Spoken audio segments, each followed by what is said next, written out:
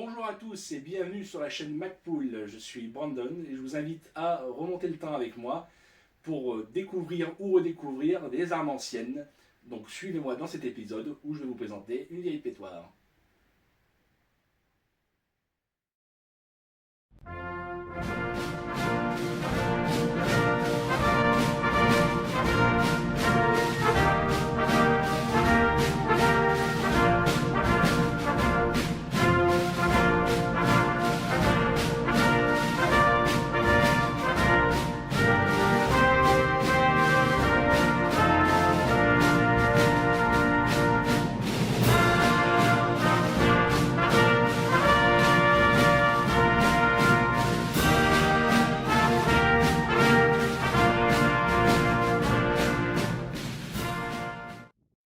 J'aurais voulu tourner en extérieur mais il y a trop de vent. Aujourd'hui, on va parler d'un petit pistolet de chez Bacon Manufacturing Company, un petit pistolet à cartouche métallique monocoup. Cette vidéo sera plus courte que les précédentes, étant donné qu'il n'y aura pas malheureusement de démonstration de tir. Avant de parler de l'arme, faisons un petit point historique. Né en 1813, Thomas K. Bacon est usineur machiniste. Il va commencer à travailler dans le domaine armurier à partir des années 1840. Il va commencer par travailler chez Ethan Allen, un nom bien connu. Il suivra Ethan Allen à Norwich, dans le Connecticut, autour de 1842, si je ne me trompe pas. Ensuite, dans les années 1850, il va aller travailler chez Manhattan Firearms. Ça va pas très bien se passer. Il va y avoir des conflits internes avec eux. Ils vont lui intenter un procès. Et il va partir. Il va partir autour de 1857 et il va fonder sa propre boîte, la Bacon Manufacturing Company.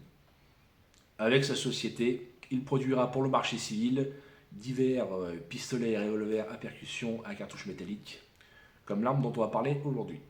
Et ce sera acheté notamment avant et pendant la guerre de sécession par pas mal de soldats pour servir de backup. Ce pistolet est une arme de poing plutôt compacte, à un coup, qu'on pourrait classer dans la catégorie des Derringer, vu sa taille par rapport aux armes de poing de l'époque. De nos jours, on pourrait avoir tendance à dire que c'est un poil trop gros pour être un Derringer. Il est numéroté à divers endroits, du numéro 331, qui d'après mes recherches devrait le dater de 1860, soit juste avant la guerre de sécession.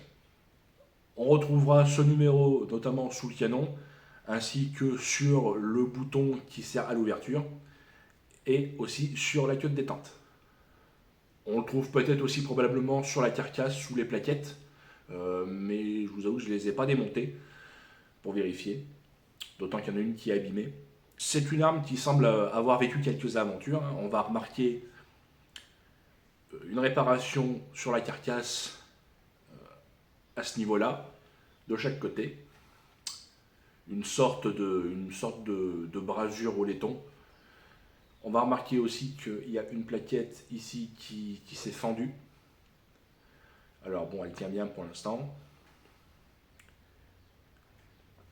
Voilà, on voit la fente jusque sous la poignée. Donc c'est une arme qui a manifestement soit servi, soit été très mal manipulée. Étant donné sa date possible de fabrication, il n'est pas impossible qu'elle ait connu la guerre. En termes de fonctionnement, c'est on ne peut plus simple. On va introduire une cartouche à percussion annulaire dans le canon et on va pouvoir tirer.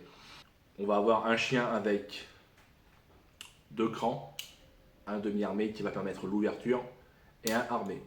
On va avoir une détente type mexicaine, une Spur Trigger, détente à éperon.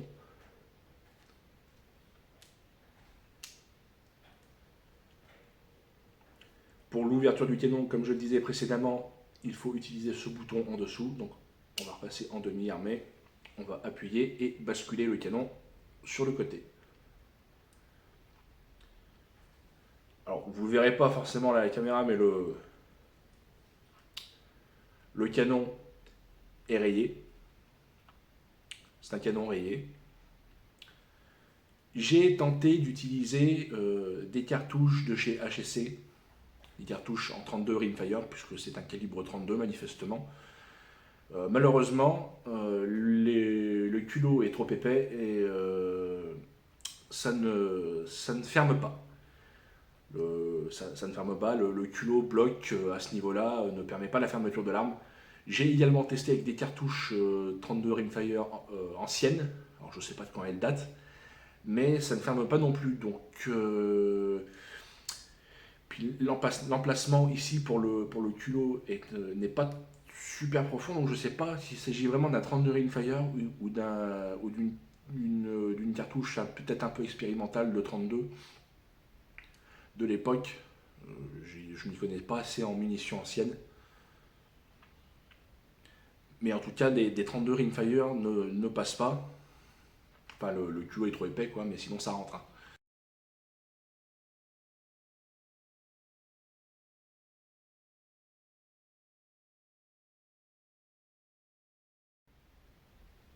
Donc, impossible de vous faire une démonstration de cette arme, du coup. Mais quelque part, c'est peut-être pas plus mal, parce que, étant donné la réparation qu'il y a sur la carcasse, ça aurait peut-être pu l'endommager.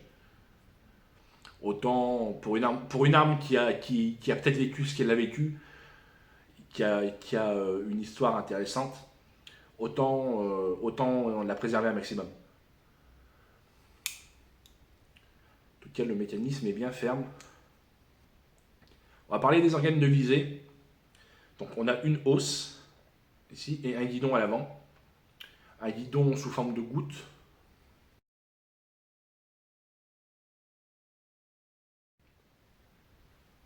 Alors c'est peut-être pas d'origine hein, parce que parce que sur les modèles que j'ai vus, c'était plutôt un guidon parfois type grain d'orge, parfois un peu différent. C'est peut-être aussi une réparation. Ça, je ne saurais pas le dire. Ces modèles, il en a existé plusieurs versions. Ici, on a une carcasse plutôt qui semble être plutôt une carcasse en fer, alors qu'il y a aussi des modèles avec carcasse laiton. Il y a eu les deux. Globalement, ils étaient tous en 32. J'ai pas vu de modèle dans d'autres calibres. Si peut-être en 30. Peut-être en 30 rimfire. 30 ou 32. Sur le haut du canon, on va remarquer un marquage Bacon Manufacturing Co. Norwich, Connecticut.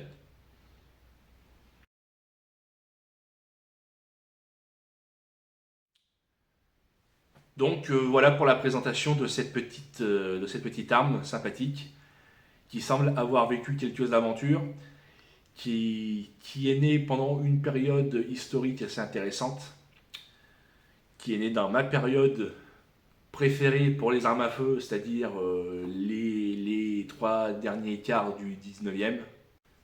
Donc là on est quand même sur un pistolet qui a quoi qui a 165 ans, quelque chose comme ça. Donc c'est au-delà d'une arme, c'est un objet historique, hein, tout simplement, comme toutes les armes anciennes finalement. En 1863, Thomas Bacon va revendre les parts de son entreprise à son associé et il va disparaître rapidement du paysage armurier. Thomas Bacon, c'était un bon usineur machiniste, mais c'était pas un super entrepreneur. Et semble-t-il, il finira sa vie de manière plutôt modeste. Il laissera quand même une trace dans le monde armurier avec ce genre de pistolet, qui ont été produits à assez peu d'exemplaires, donc qui sont des pièces plutôt rares aujourd'hui. C'est malheureusement la fin de cet épisode. Si vous l'avez apprécié, n'hésitez pas à lâcher le petit pouce en l'air ainsi qu'un petit commentaire, ça fait toujours plaisir pour le référencement. Si vous avez des questions, n'hésitez pas également, il y a les commentaires pour ça. Et moi je vous dis à la prochaine pour une nouvelle vieille pétoire.